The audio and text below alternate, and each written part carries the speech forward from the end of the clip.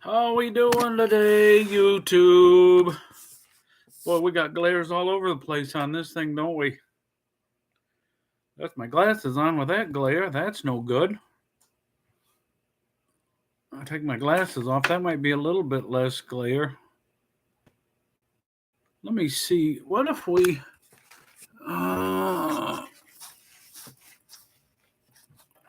don't have those lights plugged in.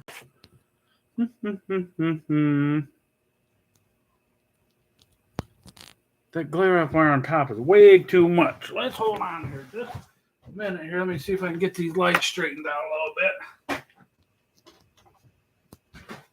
That's too dark, isn't it? Hold on.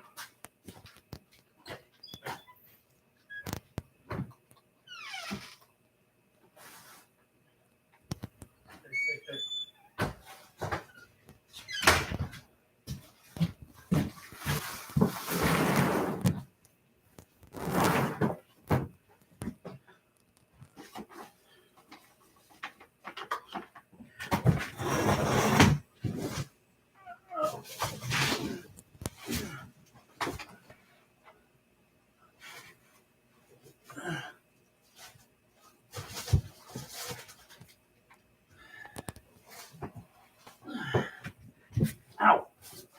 I'm breaking my neck.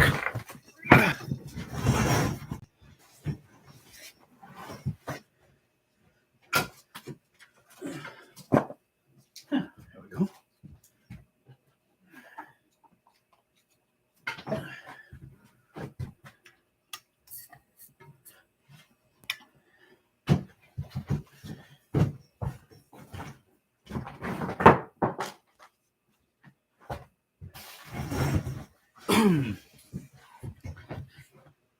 Oh, that's a little better, isn't it? Let's see. I'll turn this one off.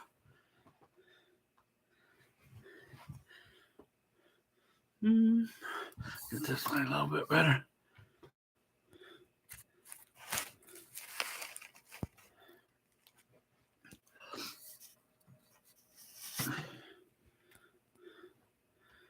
Oh, that's a little better, isn't it?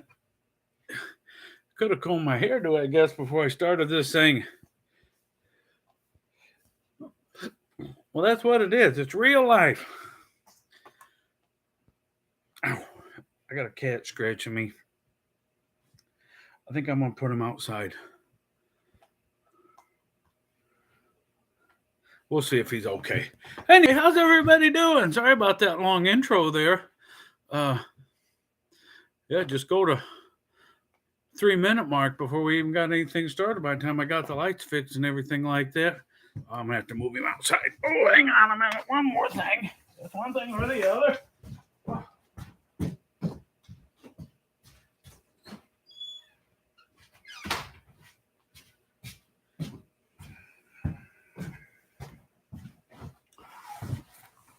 Oh.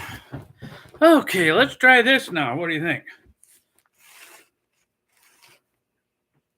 Oh. You get older, you moan. Everything you do, you moan. Alrighty. That's good. Yeah, that's good. That'll be good enough for tonight. We're not going to make this. I wasn't saying we're not going to make it too long, but we've already talked for 3 and 4 minutes. I mean, got to nothing important. Oh, just got home from trucking. Did some chores and some of those projects you need to do, and I'm just getting ready to go to bed. And I was watching a little bit of YouTube real quick, catching up on the world, but you know what? I haven't went live on Backwater News for a while. I need to do that. I haven't went live on my other one either, Steve Lyle Logistics either, but yeah, I'm kind of I've been struggling a little bit with YouTube, trying to figure out what it is I'm supposed to be doing with this medium. I know I'm supposed to be doing something that God's put that on my heart that I'm supposed to do something, but I just hadn't quite figured out what it is that I was supposed to be doing. And some things have kind of fallen into place here over the last few months where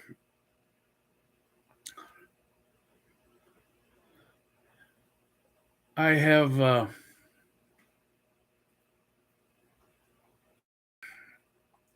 I can't say that I have heard God's voice and he said, hey, you moron, you're supposed to be doing this. Get after it. But some things have happened that have really pointed me in a direction of where I think I'm supposed to be. And I think that as I move forward with this, um, that looking back, I'm going to see that all of the things that have happened along the way were for this reason. And obviously, I mean, you know by the title that of a big part of what it is, and that's online ministry. Some things have been going on at my local church that that are troubling to me. I'll be honest with you, um, and not in a. When I say that, I don't want it to sound like I'm in an in a negative way, like something bad necessarily. I go to a very small church, and um, it's roughly on any given weekend.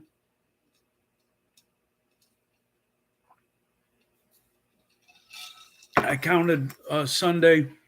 There was 24 people, and three, four, five, six, six of those were the pastor's family. So really, 18, 19 folks.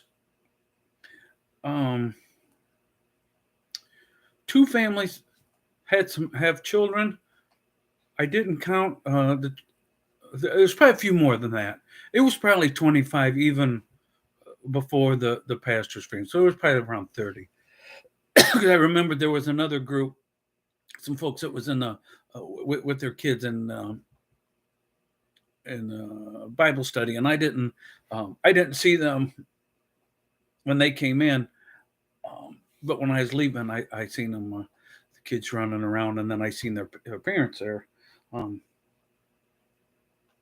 I usually sat up towards the front, and I tried to get there early, and get seated, and they. Um, anyway, so I don't always see who comes in, especially if they're right behind me on my side of the. You have two sides on my side. Anyway, that's not the point of the story. The point of the story was um, our no small amount of our church membership. Let me rephrase that: church leadership is under the belief, or has the belief, that they need to be somewhere else. Our home church there, or our church, is in the middle of the country. Everything is far away.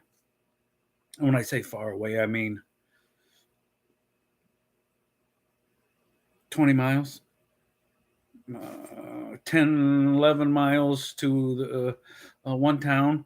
And it's got a couple of churches in it already. A small town, 1,000, 1,500 people. That's one, the east, and then to the west, about 8 miles, 7 miles. There's another little town with 800 or 900 people, and it's got two churches in it. Other than them, you have to go almost 20 miles in any direction, and to get to a big town, 20 some thousand, or a little bigger, some twice as big. But anyway, so we're very rural and our church is facing what many churches face, not only in the rural communities, but in um, bigger towns as well. There's a shrinking number of people who want to come to a physical church. A lot of them don't have an affiliation with a particular um, um, denomination. Many of them maybe had a home church when they were children, but differently from when I was a child back in the early, late 60s, 70s. Your parents almost all had a home church or Bible study that they went to or summer program. So you went, or they sent you, even if they weren't really active anymore. But I think that's changed quite a bit now. I don't think people do that as much. So now this next generation even has a lesser connection with a physical church or a home church, or when I say home church, I kind of mean that two ways. I mean it in that a church where they personally grew up going, or that their family had gone to. So maybe you didn't go to this church because it was in a different part of the state, but your family went to that church, grandparents or something like that. So that's kind of your family home church, even though you don't go there regularly because maybe you don't live very close to there. The other thing I think that's important in the changing of generations, that folks don't necessarily want to have church on Sunday morning. They maybe they do want to physically go to a church, but maybe that's not always really possible. So if you could be online, they can have that church at any time.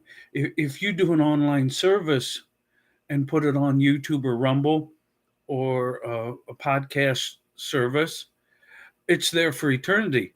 So if you do a subject that they're interested in and it's a year later, they can easily find that on the interweb. So I think the internet has been very destructive for families, for people in general. I don't know if I'm prepared to say that the internet is it a net positive or a net negative. I look at things a lot in those terms. Is something, for an example, the founding of our country.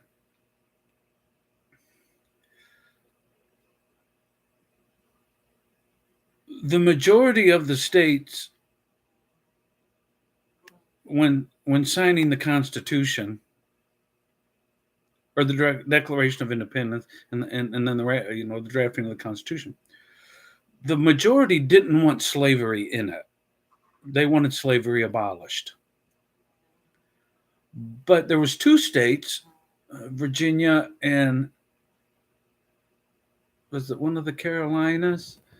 I know it was Virginia. Anyway, two of the states, one of them Virginia. I can't remember the other one off the top of my head. They wanted slavery legal because of that was their labor pool for cotton. Without slaves, they couldn't grow cotton, and that was their primary source of income and culture and exports, and the world in the South revolved around cotton.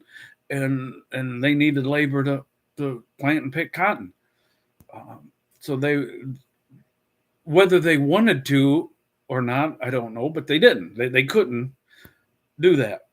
And the drafters of the Constitution knew that if it wasn't unanimous, that the king would not he would use that split and and break up the union. They knew that. So the ones that didn't want slavery held their nose and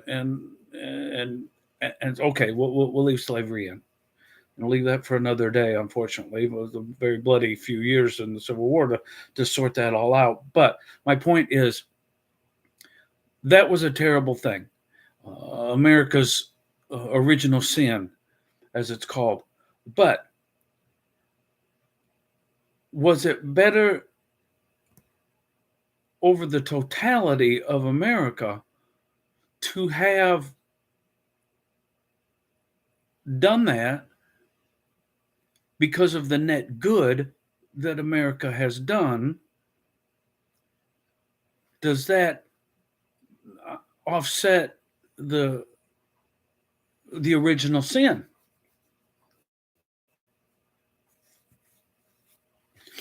That's kind of a broad view of how I look at things. Of yes, this thing is, this part is bad, but this part was good. So what is the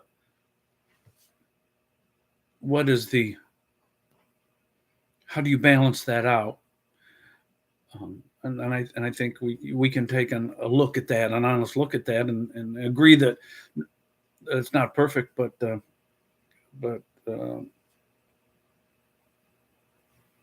it was necessary at the time.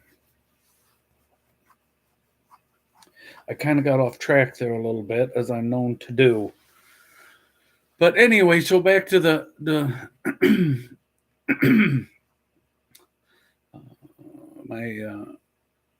my home church. I'm sure it'll come back to me as I need to take better.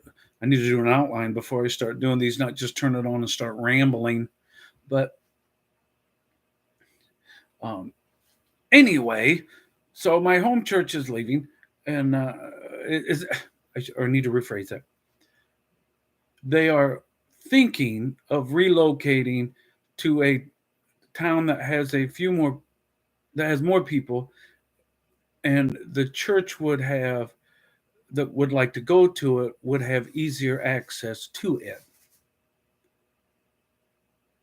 Now, our pastor has, since he's kind of dropped this little bit of nugget a few months ago, has very subtly started doing sermons, all kind of to move the congregation in that direction. He wants to do this. He came in a few years ago, and I don't know if it was the planned or not to close this church, but I don't know what you would have done different if you didn't want to close it. But that's not that's fine. It's not. I'm not upset about that. I'm not upset about that's just a lot of water under the bridge, so to speak, and whether I'm not blaming him, I'm not. There's none of that. There's not. No, I'm not. There's no grudges or nothing like that. And it appears that there are of the people that will make the decision of whether they do that. I fear that there are enough votes to do that, or there will be by the time they want to make the vote or have the vote. By the time they have the vote, they'll have the votes that they need to do it. And Wesleyan, I'm a Wesleyan. The discussion is really to Not that they're going to close the church. The way they're selling it is that they're going to just move it. Well, and then they're talking about they've started some projects in the city and or town and maybe merging with another church, and because all the churches are there's a dollar and cents question of this as well. We have a very nice facility that they just remodeled within these last 4 years, and it it's not huge, but it's not tiny. So there's just the cost of of having a full-time pastor and keeping the facility um, going. Um, the heating bill, I shouldn't say heating, the utility, which would be the air conditioning in the summertime and the heating in the winter, and the for the parsonage as well. There's a parsonage and a church, it's two separate things. Um, one of the girls said it went from 400 a month to 800 a month over this last few months. Um, that doesn't include the paying the salary of the pastor. That doesn't include insurances and uh, well, just all the things that it takes to make a church or any business, whether it's a church business or whether it's a um, not that church is a business, but that um, there's economics involved in terms of keeping a church functional, the physical locality of it. Um, our church over the years has always wanted to have a full-time pastor. They didn't want a part-time pastor because a lot of our members were old, and they wanted the pastor to be able to go and minister to folks that weren't able to get out and things like that. Well, when your church membership is 25 people a week, and keep in mind a third of, maybe not a third, uh, that's really only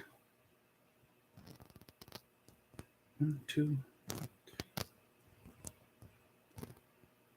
it's only about 6 families that, I mean, just the point of it is the dollars and the cents don't work. Um, they just don't work. Um, that's the other side of it, of course. Whether I don't want the church to close, I don't want it. I don't want it to move. Um, I love that church. Is where I grew up going to church and Bible study on Wednesday night, youth group. Um, it's it's been there for over 100 years. I don't. So my vote is to keep it, but I don't think I'm going to win that battle. I say all of that to say this, that as I've struggled with this over the last few months, coming to the realization that I believe I'm going to be in the minority.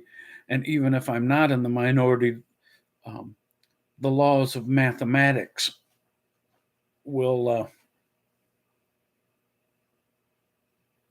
win the day, especially coupled with the fact that church leadership is looking in another direction. I think that my church in the Wesleyan part of my church will leave. So that brings us to now.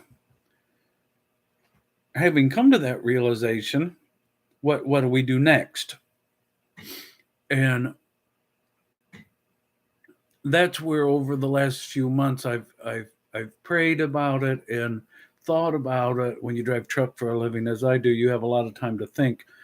Um, and what can I do to change this, or what am I supposed to think about this, and how am I supposed to react to this, and what do we need to do? And every part of me comes back to there needs to be a church there.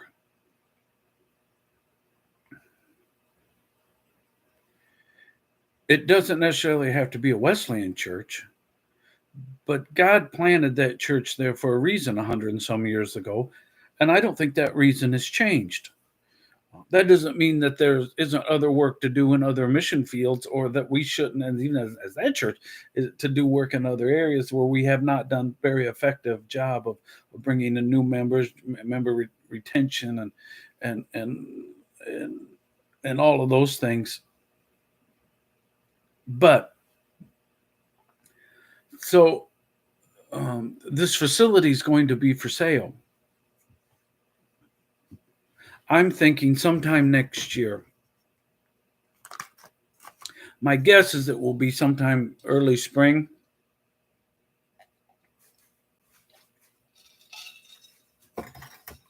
Midsummer, probably by the latest. I think they're going to have all their ducks in a row, and they're going to move this. They're already doing some merging functions with another church, and I think that's the direction they're going to end up going. So I've prayed about it, and I just I firmly believe that church is supposed to be open. There's supposed to be a church there. Well, how do you do that? And I was talking to um,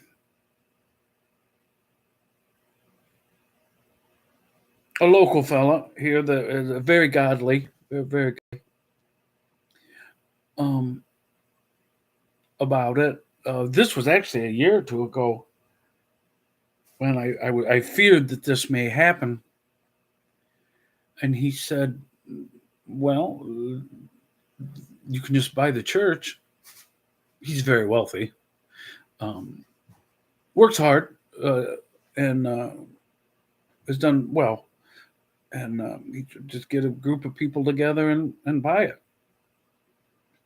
Um, so if I had that in the back of my mind, if the Wesleyan Church wants to leave Davis, there's no reason why the church has to leave Davis. And I've been thinking and praying, well, how can I make this work? How do I do that? And I just sometimes you just turn it over to God and say, I don't know how this is going to work. I don't know how to do this. And that's kind of just what I've done. And over that time, some things have happened with my. I've always worked hard. The last couple of years, I've gotten into a pretty good situation where I've been able to make some money, and I've been able to get some bills paid and get my credit and put some things in the getting in the right direction.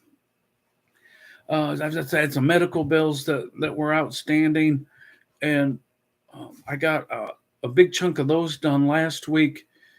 And on another credit bureau, there was another bunch of them, and I was thinking to myself, as I was driving today, I said, I tried to get their long story short, I was trying to get it all sorted out, their addresses and phone numbers, and I run into a glitch on using my iPhone this morning, and 'cause I do that while I'm trucking, and actually I wasn't trucking then. But I had to go do something out of the truck, and when I come back, I couldn't get back onto the website, and it was just a federal case.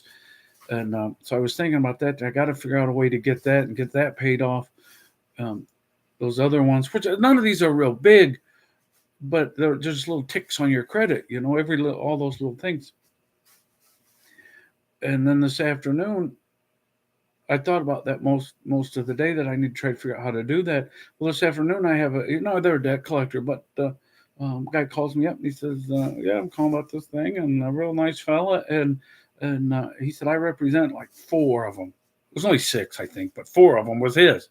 And he said, "What do you want to do? We can work this out," or and we was able to come up with something, and this Friday I'm gonna get him those paid off. So then there'll only be a couple other little ones to do, and I'll have that straightened out. So my credit number should be up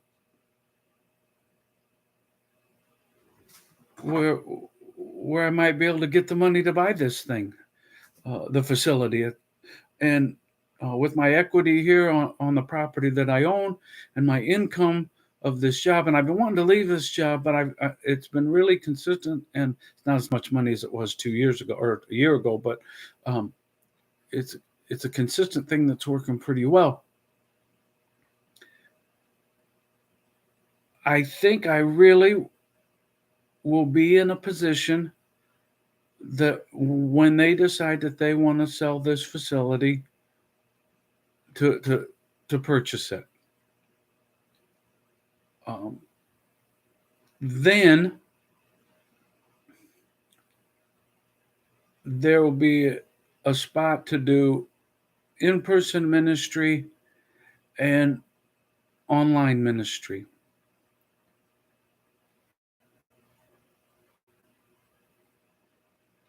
And I'm not a pastor.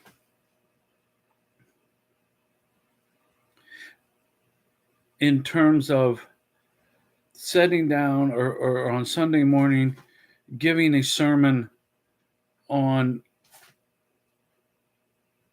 the intricacies of 4 or 5 stories in the Bible and tying them all together and doing that kind of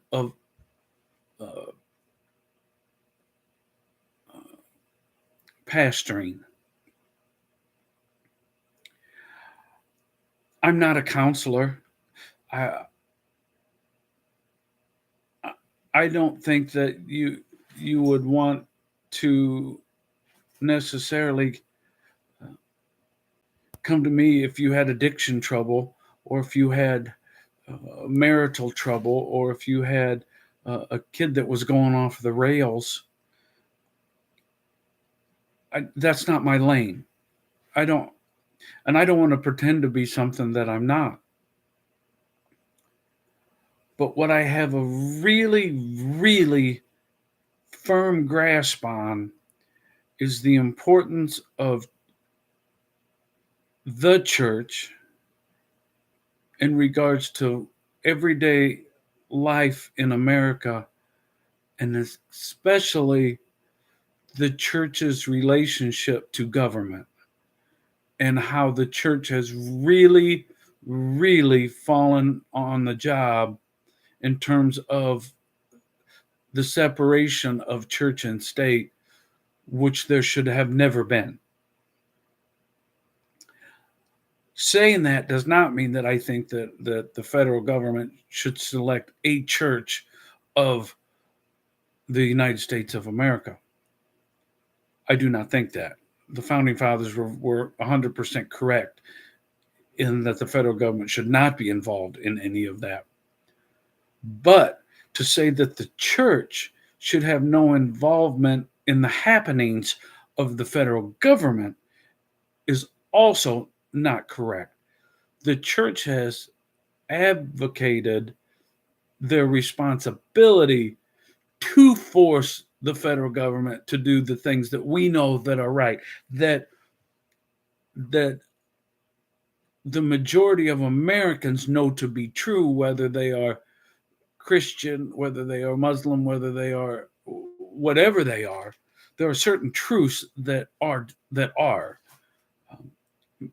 that men cannot have babies, that men should not be allowed to compete in women's sports, that there are boys' bathrooms and girls' bathrooms, that teaching American history and how it was founded on Christian principles is a good thing, and that secularism is not a good thing, and we can see that by evidence all around us. So that relationship between church and state, I am definitely, that is my lane. That being said, that will be the focus. And I have this way. If God has put anything on my heart, more so, nothing more so than that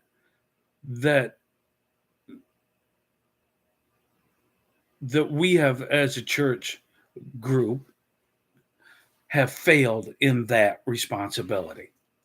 That whether an abortion is necessary or not, the fact of the matter is that is a child. Whether it's born yet or not, it's a child. An abortion kills it.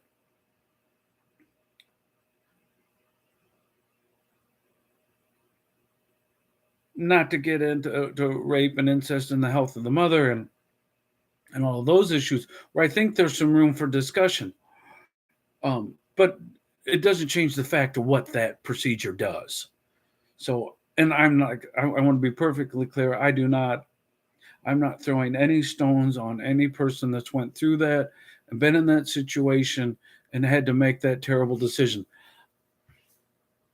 My, and I think I've said in previous videos, I don't know, on my other channel, that I really could care less about whether abortion is legal or illegal, or how many weeks it's legal or how many weeks it's illegal. I want there to be as few as abortions as possible. So I want the decision to be not even considered, that that we're going to have an abortion. And the best way to do that is to not have an unwanted pregnancy. If we can stop the unwanted pregnancies, we don't have to worry about the abortions. So we're arguing about the best way, to use an analogy, we're arguing about the best way to put the horse in when we should have just kept the horse in. But I just said that, and I was thinking about, I don't know if my fence is plugged in to keep my horses in right now. I just thought of that. I got to make sure the fence is plugged in. But so how long have I yammered on here? Only 39 minutes. I haven't done too bad, considering I did nothing for the first 5 minutes, but get ready, 4 minutes. So the way this is going to start, it's going to start. So that's the plan. The plan is that if the church decides that if the Wesleyan Church decides that it wants to leave Davis, that's the area where it's at, which used to be a town 125 years ago. Now is just a small cluster of 1, 2, 3, 4. 1, 2, 3, 4, 5, 6, 7, and if you count mine, 8, 9 houses. Well, 10 or 11 if you go around the corner the other way. A group of houses, and the church, in the Davis Church. I'm going to plow ahead with. I don't know if the church is going to want to move or not. the Wesleyan Church, move out of Davis. I hope they don't. I pray they don't. I pray that in a few months, springtime, that we have more memberships, that we have that we're able to do the outreach that the church wants to do in the neighboring town, and work with other churches. I'm all for working with other churches and outreach and trying to bring more people to God. Um, I support all of that. I don't suppose closing the church and moving to a different town. Um, but if that's the route that they decide to go, then I wish them the best and and and pray that they are successful in the path that they seem to think that God's leading them. And I'm not saying they're not. It could very well be the path that God's leading them to go. I'm not. When they say that, they kind of think that's what God, the way God's leading them. Um, uh, that very well could be the case. So I'm not. I don't discount that, but I feel that it's my responsibility. What God's put in front of me is that I'm supposed to do something with that facility in the lane that I described earlier, somehow fusing together or bridging the gap of the church's involvement with government. There's several ways to start doing that. I'm not going to get into those right now. We're a ways off from that. But the one of the things is to start doing is to do work online. Primarily, this church is going to be online. And grow from there. We're going to grow from what we're starting with right now and start building it out. And then hopefully once that something happens over at that facility, I'll be able to move over to there and grow from there and start bringing in people to help. And I'm going to fund all of this myself. I'm not asking for tithing from the church, the folks that show up at church. In terms of that facility, the purchase of that facility, I'm going to fund that myself. I will be asking in the future as I start building more content, more quality content, for some help doing that, possibly either through a monthly subscription type of an affair or something like that, for just a nominal cost. Nothing. If you think that we're of value and you want to help support that, that would be great. If you don't, that's great too. I hope that what I create with God's help, it's not with His help, it's with His doing and my not getting in the way, can be something pretty special. This will not be, I guess I will go into this just a littlest bit. What we got here, 44. Yeah, I'll go just a few more minutes on this subject. This will not be a non-for-profit. We will not be a 501c3. We will be a church. We will be considered a church and a ministry. That's my dog scratching at the door, if you hear that. I don't have somebody locked up in the basement. I don't have a basement. That's my dog wanting to come in. I might as well just let her in, because if I don't, she's going to just scratch at the door like crazy. And I'm sure you hear that.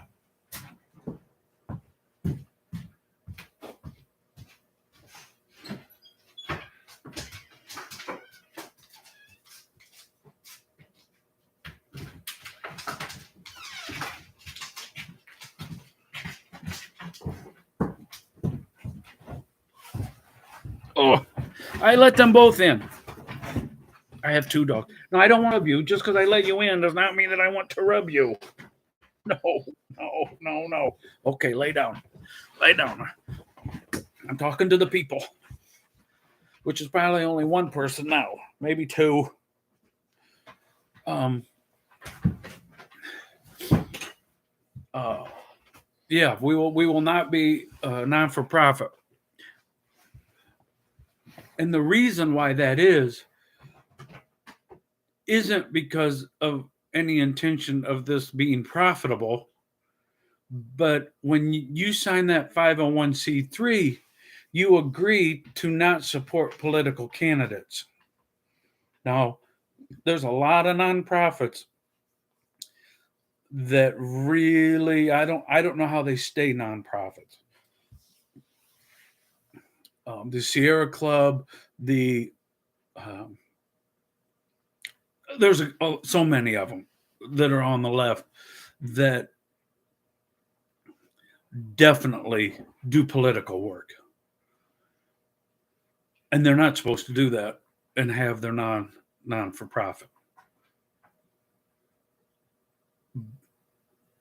But if a church does it, the IRS is on them and quick. And what churches did, they should have known that something was fishy. When Lyndon Johnson changed some laws around and made it so churches were able to be tax exempt, you should have known that something was troubling because he was not a religious man. So he was not doing anything to help the church. And we can see the fruits of that these 70 years later. But when the church signs a 501c3 document with the government, basically what they've done is they've signed their slave papers, because now you cannot criticize the government or the leaders of the government by name, or you can't say that if you're you're in your town and one candidate thinks that you should be able to kill unborn babies up to the time of birth and even after, which there are some that think, and you have another candidate running against them that thinks that is way too extreme, and whether they think that abortion should be outlawed or whether they think that abortion should just be at no more than 15 weeks or whatever the number is that they kind of float around. You can't say to your congregation, look, we need to be really looking serious at this other person because the other person's a crazy person. You can't do that.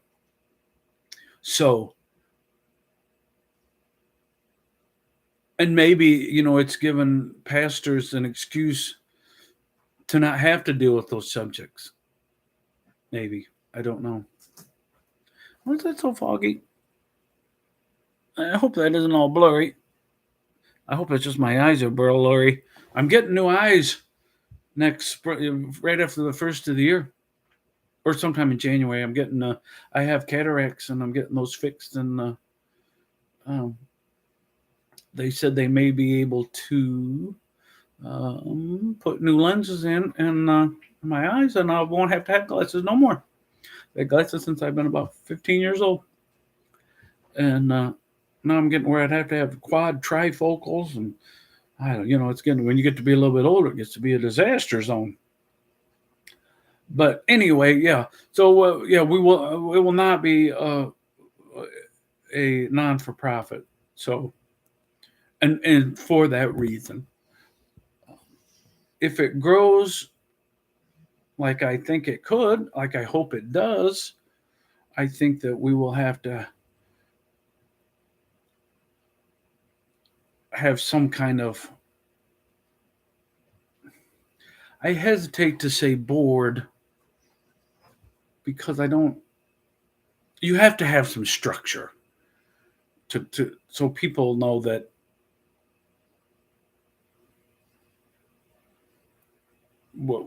what you're doing is what you're doing, and it's not just some shady clip operation that puts out some content just to get you to send them money. That is not the goal. Um, um, and I think I'll finish with this. I think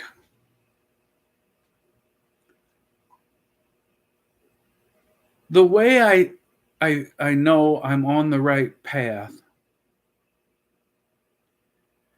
is I don't want to do this. I would much rather just go buy a little piece of farm ground and do that, and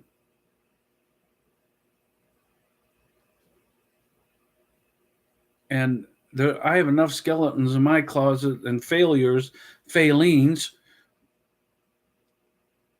that I'm trying to get better at and fix, and over the last few months have been very successful at turning the Titanic around, so to speak, of my character flaws.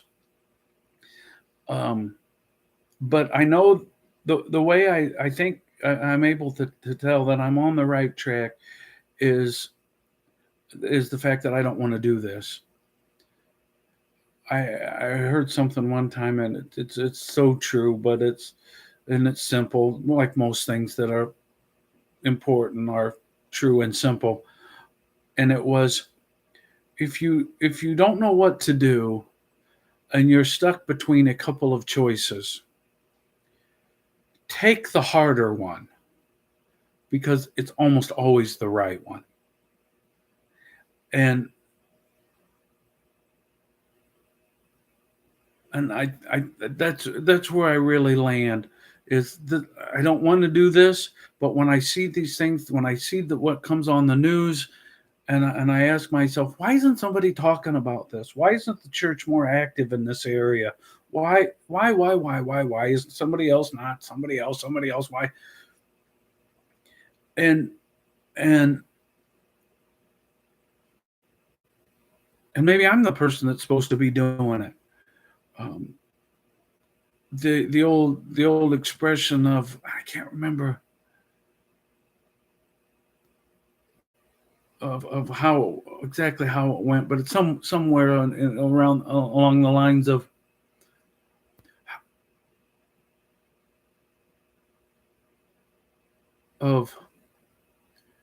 how many times that God asked a flawed person to do a big job. He asked people that it would be the last person that you would think is the person that he would pick. But in the end, it turned out to be the right person. I don't know if it was the right person when the request was made or if God turns them into the right person as they go along. But the phrase was it's something along the lines of God, why would you choose me? I'm such a flawed person. There are so many better men, good men than me. Why me? And the kind of the gist is how many of the good men said no before I got to you? And the things that I see hundreds of thousands of other men see, this is not new. And a lot of men are working on it. Jordan Peterson's doing some really good work with men and how men are supposed to be, um, how they're supposed to act. I think that's an important role for the church. Um, you look at Trouble in the Inner City. You got young men out there that don't know how to be men. Nobody's ever taught them how to be a man. I mean, they've taught them how to be life on the streets, in rough neighborhood, the neighborhood's taught them that. But in terms of how to be a good man, there's an absence of dads and what a dad teaches. Um, and that has an effect on the girls too, because if there's not a dad for the girl to look up to, she doesn't know how her husband is supposed to be, or what expectations she's supposed to have for her boy or the man in her life. So, and that's not just in your city. I'm just I use that for example. Then you have babies having babies, and young men that don't know how to be men or fathers or anything. They know how to make babies, but they don't know how to be a family or a father or a mother. Well, they do know how to be a mother, maybe, but not how to. I'm getting off track, which I'm able to do. That's for another sermon for another day. But there's a need. There is a need, and I'm going to try to fill it. And with your help and with God's blessing and guidance and support, it may work. I will say this. I'm very confident that it will work. And I know this. If it works and it is successful and it starts really making a change, that I will be destroyed and persecuted and very well killed. Because when you go back in history and you look at all the disciples through the Bible, nobody really got out alive. None of us get off this planet alive other than through Jesus. But there's no good end for the person that leads that is the tip of this spear. The folks that are in charge in the government, they're not going to like this idea. They're not going to like this movement. They're not going to like anything about this. And not only them, the secularists, the atheists, the Satanists, all of the ists. I believe that when this is all said and done, hopefully, God willing, we can do a lot of good. But I'm under no illusion of how this will end for me.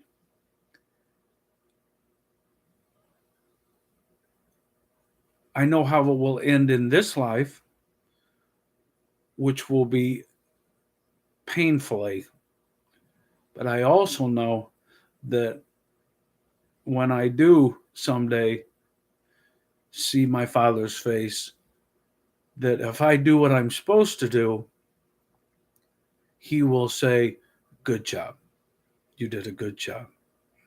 So that being said, that is all for tonight. We're right about an hour, and keep on the lookout for more content as we grow this, and I will try to do it as an open book as best as I can.